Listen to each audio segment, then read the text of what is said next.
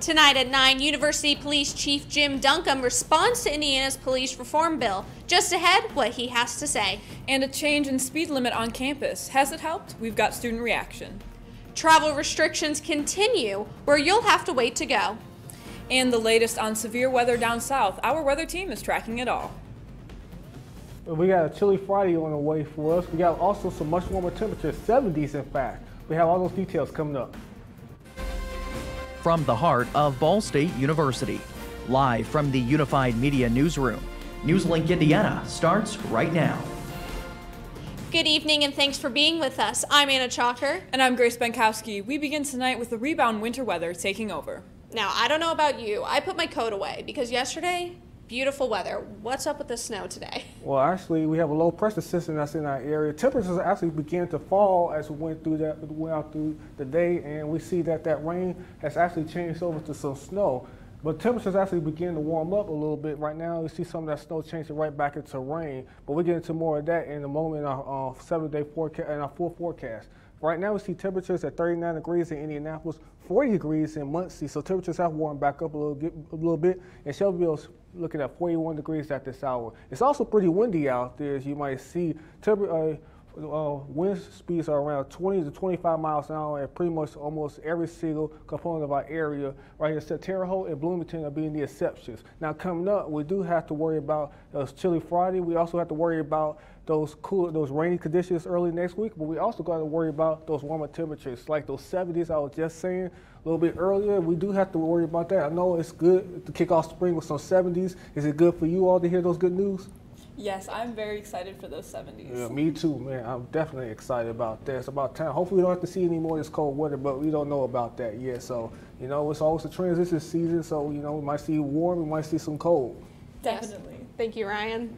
Following a year of civil unrest, the Indiana Senate passing a bill for police reform. It's now in the hands of Governor Eric Holcomb. NewsLink Indiana's Brittany Dobbins joins us tonight to break it down for us. Brittany, what's in it? Yeah, Anna and Grace, the bill is an act to change the Indiana code that focuses on criminal law and procedure, but also to make an appropriation.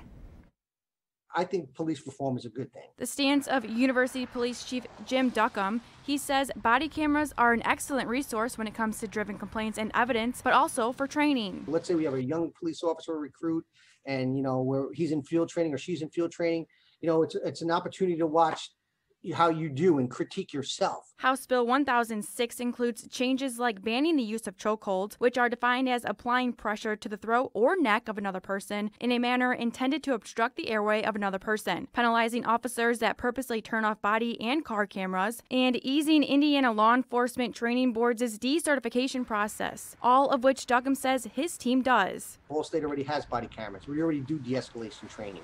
I think it's a phenomenal idea that there's a repository for officers that are involved in misconduct. Officers that turn off their cameras intentionally would be classified as a Class A misdemeanor. Police agencies would be required to get work history information for potential hires. The bill also includes $70 million for upgrades to the Indiana Law Enforcement Academy in Plainfield. I think this just makes it more helpful so that agencies will have to be transparent. I've been in policing since 1986. I'm a professional police officer. I want people that work with me to be professional police officers, and I want the public like yourself to see me as a professional. I think these bills help that. Now, I reached out to both Muncie Police Department and the Delaware County Sheriff's Department to see how they felt, but neither were able to comment. Now, Governor Eric Holcomb is expected to sign the bill, but it's not known when, and NewsLink Indiana will be sure to bring you the very latest. Brittany, thank you. An Indianapolis man has been formally charged with the murder in the 3 killings of 3 adults and a child. Police say he shot them after he and a former girlfriend were arguing because he wanted a share of her federal COVID-19 relief money. Marion County Prosecutor Ryan Mears said today that 25-year-old Malik Halfacre faces 4 counts of murder and 1 count of attempted murder. Halfacre's attorney declined comment. State troopers found more than 1,200 pounds of marijuana in a van during a traffic stop. The van was in Lake County. The street value as much as $8.5 million. The driver, 31-year-old Christopher Colburn, was here from California and was arrested. He faces felony charges. Indiana State Police say a Fort Wayne man fleeing arrest died when his SUV crashed on an Interstate 69 exit ramp at more than 110 miles an hour. Police says it was 24-year-old Kendron Jackson. He stopped his vehicle in the middle of the freeway on 69 for a state police traffic stop, but when the trooper exited his squad car, Jackson sped off. A change in campus speed limit 3 years ago has drivers going slower. But was it actually effective? NewsLink Indiana's Zach Jones is with us tonight. Zach, what do you got? Right, guys, before we get started, I have a quick question for the both of you. Have you ever gone across campus maybe to come to NewsLink or just to class and have found some cars speeding across the street? Yes. Right, well, you're definitely not alone. UPD officers also noticed this a few years ago and recommended a change in speed limits to city street officials. This ended with the speed limit on campus streets dropping from 30 miles per hour to 20 in hopes of slowing down drivers, but some still seem to be speeding through campus. Just walking through here can be a little reckless because I don't know if people are going to be stopping or not, and people literally just fly through here, so yeah. Maybe as someone just did. This happened while talking with a student about the issue of safety with speeding drivers on campus. Some students saying the speed reduction a few years ago just wasn't enough. I don't know how effective they've been. Some people follow the speed limits, but you still have frequent speeders through here going way too fast. We just saw cars are still speeding on the streets, and I feel like that they could do something better. Ball State Police has installed digital speed limit signs to show drivers their speeds, warning them when they need to slow down. However, drivers are not always to blame. A lot of times people are on their phone and they're not really paying attention. So they could just be walking in the car speeding and they have to come to a braking halt. It's not only the motorist's responsibility to make sure that the roadways are safe, it's also our pedestrians and bicyclists, to comply with the rules of the road as well, so everybody's safe. University Police Chief Jim Duckham says there are many times people walking across campus need to be more careful. When you see the flashing sign and the numbers are counting down, that's not that you have 10 seconds to enter the crosswalk. That's the countdown is for the people that are already in the crosswalk. So there's a lot of misconceptions about that. Despite the addition of more of these speed limit signs and radars, Duckham says both drivers and pedestrians need to remember to pay attention while on the road. In studio, Zach Jones, NewsLink Indiana. The border ban extended where you can and cannot go yet next. The House's latest bill and what it means for immigration. Stay with us.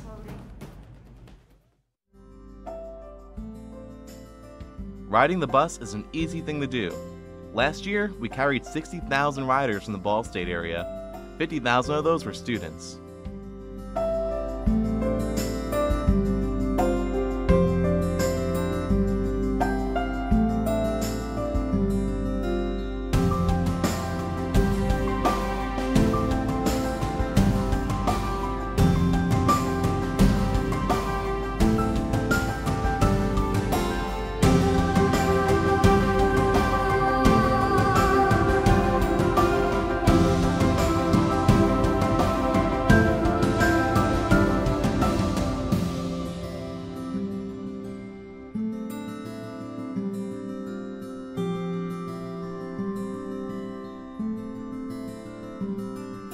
Anywhere you want to go, MITS will take you there.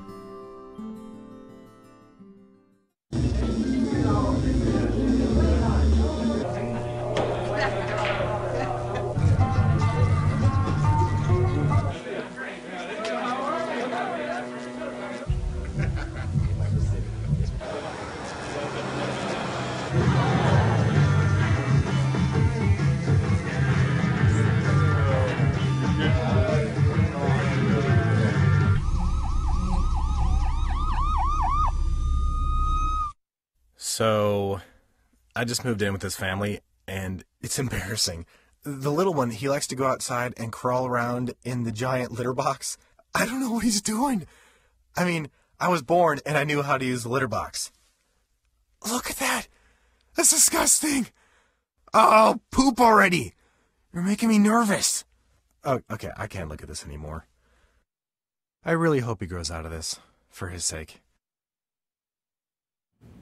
Welcome back. Authorities in Georgia are still trying to determine the motive in the killing of 8 people, including 6 Asian women. But the attacks come as Asian Americans are facing increased incidences of hate amidst the COVID-19 pandemic. Investigators say if it's too early to know if the Atlanta shootings were racially motivated. But this comment from Captain Jay Baker is sparking outrage in the Asian community and beyond. He understood the gravity of it, and he was pretty much fed up and kind of at the end of his rope, and yesterday was a really bad day for him, and this is what he did. That comment has some digging into Baker's social media, where a photo allegedly posted by Baker last year shows shirts with racist and anti-Asian messages about COVID-19. Baker has not yet made a comment. Since the start of the coronavirus pandemic, Asian American groups say they are experiencing a rise in incidents of hate and violence. There is increased fear amongst our community, but there's also deep pain and anger. Lawmakers in Washington holding a previously scheduled committee hearing to address these fears. I want to make clear that all Asian Americans who are understandably feeling hurt and afraid right now and wondering whether anyone else in America cares, and Congress sees you. Advocates say they welcome the response from leaders around the country, but also say more needs to be done. The House has passed a bill opening gateway to citizenship for young dreamer immigrants, as well as immigrants who have fled war or natural disasters abroad. The bill offers legal status to around 2 million dreamers. Let me just close by quoting Ronald Reagan. Ronald Reagan said, if we ever close the door to new Americans, our leadership in the world would be lost. It has always been a pleasure for me to sing the praises of our dreamers. They make us so proud. They have in so many ways, as the distinguished chair has indicated. So for us, this is a day of not only passing legislation, but a cause for celebration. Some lawmakers want cameras inside the Supreme Court. 2 senators introduced the Cameras in the Courtroom Act. The bill would allow television cameras at Supreme Court hearings, which are already open to the public. Under the proposal, the 9 justices could decide with a majority vote to remove the cameras if they violate due process rights. The Supreme Court added live audio streaming of its oral arguments during the pandemic, but have not said if that would continue once they start in-person proceedings again. Meanwhile, travel restrictions in Canada and Mexico will continue. The Department of Homeland Security announced the U.S. is extending travel restrictions through April 21st to prevent the spread of COVID-19. The decision comes more than a year since the restrictions began. They were implemented under the Trump administration in March 2020 and have been extended by 30-day increments since. Homelessness is once again on the rise in the U.S. for the 4th year in a row. The U.S. Department of Housing and Urban Development released its 2020 homeless assessment report. According to HUD, on a single night last year, more than 580,000 people were sleeping on the streets. Researchers found while fewer younger people face homelessness, the situation has not improved for veterans. HUD states the limited availability of shelter space is part of the problem. Storms are sweeping across the South, and we'll be back on those in those states in just a moment. Ryan is tracking what's hitting us here in Muncie. Well, we don't have to worry about those tornadoes like they did yesterday, but we do have to worry about some cooler weather tomorrow. I'll have all those details coming up.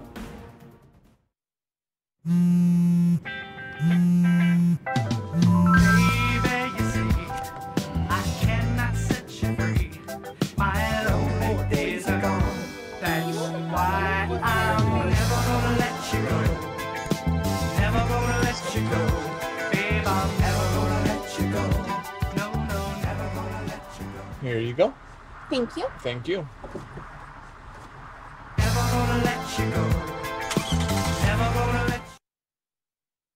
I think it's just vapor with flavor. It won't hurt my kid like cigarettes, right? Vaping is safer than smoking, isn't it? There's really not even that much nicotine in them, right? My kid? My kid knows it's dangerous. Get your head out of the cloud. Today, nearly 8,000 kids will start vaping, maybe even yours. Learn about the dangers at talkaboutvaping.org. Emotes say a lot, but they can't say it all. Think your guildmate is struggling? Try these dialogue options.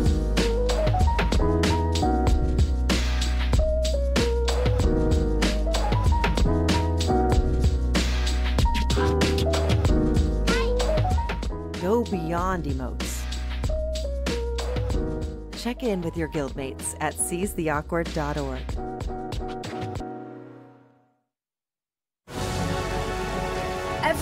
Every day, millions of people are connecting. And even though we're overcoming obstacles, watching each other's backs, and banding together, we should still make an effort. We should still make an effort to get to know each other on a deeper level. Father, cosplayer, mentor, actor. It's time we take a step forward. It's time we take a step forward. Come together and discover how accepting our differences can make us stronger.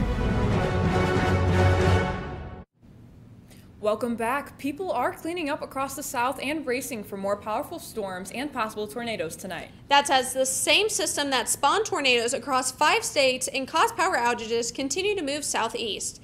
There have been at least 24 preliminary reports of tornadoes taking on 5 southern states this week, according to the National Weather Service Storm Prediction Center. These storms could affect about 45 million people, all the way from Ohio Valley into South Florida. Now, here on campus, you're taking a live look, and it's looking pretty clear right now, but that was not the look a couple hours ago. It definitely was not. On my walk here, I had to brace with all of my hair up just to make sure I didn't get messed up before the show. Yeah, I don't know how your walk here was today, Ryan, but it was pretty bad out for us. Well, my drive here, I actually didn't walk, but it was pretty bad out there. I mean, temperatures were actually falling throughout the day, and we had to deal with some snow, and that was pretty much the issue for today. And we also had quite a bit of rain that came into our area. Look at this. You see we had a flood advisory for our area until 10:30 tonight. So pretty much if you see any standing water, just make sure you turn around. Do not drive through any sort of flooded roadways because 6 inches of water could easily stall a car. So you have to keep that in mind. As you see this radar right now, most of that rain had moved out of our area. We even seen some snow here in Muncie a little bit earlier, but the temperatures did warm back up, so all of that turned back into rain. As you see, this is all associated with a low pressure system that's pretty much hovering over the Midwest, even the Southeast right now. We're not getting the type of weather that we seen in the Southeast last night get when they got hammered with all those tornadoes and stuff. But we do also have to worry about some of that wind as well. We have a wind advisory that's going into late this evening, pretty much for the central Indiana area. So we do have to worry about the wind as well. They will be dying down as we go through the day. But right now you can see that those wind factors, wind totals are up there. 38 miles an hour in Richmond, 34 in Winchester. So pretty much most of it, the winds are around 20 to 30, even 35 miles an hour at times. They were much gustier as we went through the day today. So it will begin to die down. As you see, as we go through Friday, even into Saturday, you're gonna see that those winds will begin to die down. So that's good news. So winds will become calm, especially later on Saturday. As you look at the temperatures right now, 39 degrees is our temperature in Indianapolis right now, 40 in Muncie. So temperatures have warmed back up a little bit. And Lafayette sitting at well, toasty, it seems like for us, 46 degrees. But temperatures have been a bit on a downtrend since this time yesterday. 19 degrees colder in Muncie at this time yesterday, 14 degrees colder from this time yesterday in Kokomo. So as you look at tonight, you're going to see that there'll be pretty much rain, maybe some snow mixing in, but most of that should move out. 28 degrees will be our low. North-northeast winds at 20 to 25 miles an hour. As you look at tomorrow morning, you're going to see that it's going to pretty much be a pretty chilly start. 29 degrees is going to be the temperature at 9 o'clock in the morning tomorrow. You can see it's going to warm up to about 46 degrees. So this is going to be quite chilly for us on Friday as you go through the day tomorrow. If you look at the weekend now, that's where the good news begins to happen because look at the temperatures. 56 degrees will be our high on Saturday. East winds are 5 to 10 miles an hour. And for Sunday, you're going to see 65 degrees will be our high for Sunday. So that's great news right there. I even got some better news here on the 7-day forecast. Look at Monday. Look at Wednesday. 71 degrees will be our high on Monday. 70 degrees on Wednesday. That's what I'm talking about. We do have to worry about some rain here on the 7-day forecast as well, Tuesday, Wednesday, and Thursday. So, I mean, you know, I can't complain. The spring's starting out on a good note right here. So, you know, I would like to see this continue. But, you know, we have to worry about the cold weather at some point, you know, because this is a transition time for us. So we do have to worry about the cold coming back in at some point. Yeah, I mean, I'll suck it up for the low temperature tomorrow for those 70s coming up with us. Yes. Ryan, thank you. And Joey, what do we have for sports? Well, in the midst of the offseason, how a Ball State wide receiver is training for next year. And March Madness is just around the corner. We'll take a look at some of the action going on tonight. Hey, did you know 2.4 million loving cats and dogs in shelters and rescues need our help to find a home? Let's go to the shelterpetproject.org and meet a few who are in a shelter near you. Harlow, oh, she's one great listener who loves to hear all your stories. My kind of cat. Cerulo is a sweet, goofy boy who's eager to please. Sounds just like another dog I know. So go to the shelterpetproject.org, search your local shelters and rescues, and go for a cuddle with your next best friend. Adopt. Problems. The ones nobody talks about at cocktail parties. We go looking for them. No matter the obstacles, no matter the odds, we surround a community's most critical problems, and we fight. United Way fights for the health, education, and financial stability of every person in every community. Will you? It doesn't take a scientist to cure hunger or a fancy economist to create safe housing. It takes imagination, creativity, sweat equity. And I think of kids going to school hungry. Hunger, homelessness. In this land of plenty, seriously? Come on, we could fix this. Help out, or don't. The choice is yours. Weeknights, NewsLink Indiana brings you the news before you go to bed. But Friday mornings, you're waking up with Cardinal weather. We've got the latest news headlines. Freezing temperatures have set in all the way down in Louisiana. One man dead after flooding in Venice, Italy. Up to the minute weather conditions. Cold temperatures are the story this morning. And of course, lots of fun. It is not What funny. on earth is happening there? I feel sorry for the little guy. I've got my socks on. Annie with her curly hair, which is actually never curly. Join us Friday mornings at 8 on Facebook Live. Welcome back to NewsLink Indiana. More with sports. Now, a few months into the offseason, Ball State wide receiver Johannes Tyler has been preparing for next year. NewsLink Indiana's Hannah McElree went to see how he's getting his training in. I keep myself fresh in the offseason, by just doing lateral drill, cone drills, different type of drills to keep like my legs flowing, making sure I'm able to cut good during my routes. Just a lot of lateral drills to work on my improvement. My favorite drill is just doing a 3-step drill because I can 3-step off the line and get past the defenders. When I lift and do drills, I think about just having that mindset, going in, going hard, making sure I don't lag, making sure I'm on top of everything so I could do what I have to do to improve and for my teammates to improve. We like to stay on top of each other. My main goal with football is to obviously win another championship, but football, after school, academics, I would like to go to the NFL. So with football, it helps me focus and stay on track of everything so I can get to where I have to be. My family has impacted my football career a lot because, they've been there for me my 21 years of life, and just by them sticking to my side and always on top of me, making sure I'm doing the right thing, that helped a lot with football and it keeps me focused. Basketball team will be competing in the 2A semi-state championships. The Bruins will be facing the Braves of Fort Wayne Blackhawk Christian in the semis. Led by Stetson commit Luke Brown, Blackford taking down Wapahani and Rossville en route to winning last week's regional at Lapel. The 25-4 Bruins will be meeting a tough opponent on Saturday. The Braves have had an impressive season themselves, led by Purdue commit Caleb First, sitting at 26-3 heading into the weekend. Brown and First will battle on Saturday when Blackford and Fort Wayne Blackhawk Christian square off in Elkhart at 1 o'clock for a bid in the state championship game. And speaking of tournaments, it's finally time to start dancing. The first round of March Madness officially tips off tomorrow, but this evening, 8 teams fighting for those final 4 bids into the bracket. The first game of the night, a battle of 16 seeds, Texas Southern taking down Mount St. Mary's by a score of 60-52. They advance and will take on 1-seed Michigan on Saturday. Next up, Drake, earning a bid after their impressive 25-4 season, defeating fellow 11-seed Wichita State tonight in a 53-52 nail-biter. Drake will move on to face USC. Then 2 more 16 seeds clash, with Appalachian State and Norfolk State meeting to determine who will face undefeated Gonzaga.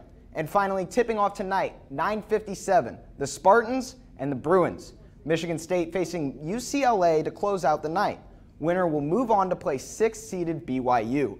And guys, March Madness is just one of my favorite times of the year. I am so excited for the tournament. Agreed, agreed. Who are you rooting for, Joey? I'll be pulling for Michigan. I think that they can, they're who I picked to win in my bracket, so I think that they can definitely win it. I was going to say, I was going to go with Michigan too. Yeah, Michigan probably will come out on top anyway. Thank you, Joey. And we'll have a final look at weather after the break.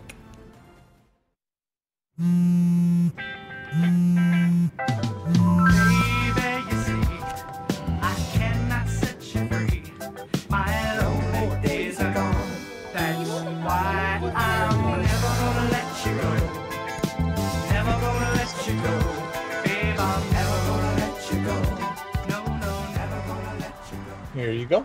Thank you. Thank you. Thank you.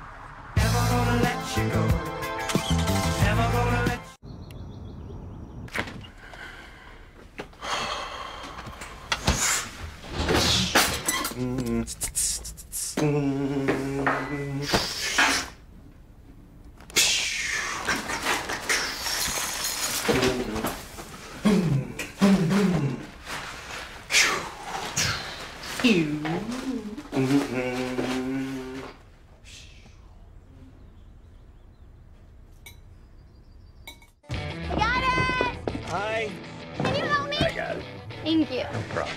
Just like the rules to surviving Zombieland, there are steps you can take to be prepared for an emergency. It's the right thing to do.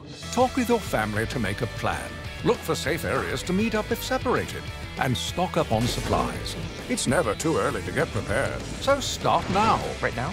Right now. You can't predict emergencies, but you can be ready. You're welcome, America. Visit ready.gov today to learn more. Jordan knows he shouldn't eat this entire bowl of nachos, but tonight he's earned that right. Because a few hours ago, in the middle of happy hour, he recognized a sign. Not from the gods or a bolt of lightning, but from a double heart, a kissy face, and a fourth ha in ha ha ha. That's when Jordan knew he was buzzed. So when it was time to go, he got a ride home instead of driving.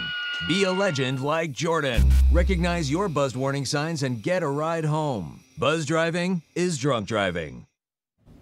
Welcome back. It's time to take a look at our anchor picks, and YouTube's TikTok competitor is coming. The app is called Shorts, which has the same features as TikTok and is aimed at the social media creators. It's been around for some time in India, where YouTube has been testing the software. The short-form video creation tool is now starting to roll out in the US. It joins a crowded field of competitors trying to chip away at TikTok's market share. Instagram has Reels, Snapchat has Spotlight, and Reddit owns Dubsmash. They're all trying to target the next generation of influencers and become popular with young users. And for our new Nintendo fans, after several delays due to the pandemic, Super Nintendo World at Universal Studios in Japan is now open. The amusement park is a bigger-than-life-size replica of the company's most famous games, featuring characters like Mario, Luigi, and Yoshi. A Universal executive promises an experience that can be found nowhere else in the world. But there are some restrictions due to COVID-19, like limitations on the number of visitors allowed, clear instructions on how to keep social distance, and face masks are mandatory, except in some mask-free zones. And Ryan, can we get one final look at that weather? Of course we could. We could get a final look. As you look at next week, look at those 70s in the area. 71 degrees on Monday. Wednesday is also going to be 70 degrees, so spring is on the way. However, we do have to worry about those rain chances coming into our area on Tuesday through Thursday. But, you know, it's really good that we can see spring coming back into our area, spring-like temperatures. So, you know, that's great news for us. Yes, and I don't know about you, 70s coming, that means spring's coming, that means hopefully we can finally put our coats away. I agree. I can't believe I'm saying it, but I'm excited for a Monday, finally. It's going to be in the 70s. Oh, my goodness. For a Monday to be in 70s, best start of the week I think we've ever had. That's what I'm saying. I think it'll be a great way to start off on the right note. Yes. And that's all tonight for NewsLink Indiana. Be sure to join our sister show, Waking Up with Cardinal Weather, tomorrow morning at 8. And for news anytime, anywhere, go to ballstatedaily.com. Have a great night.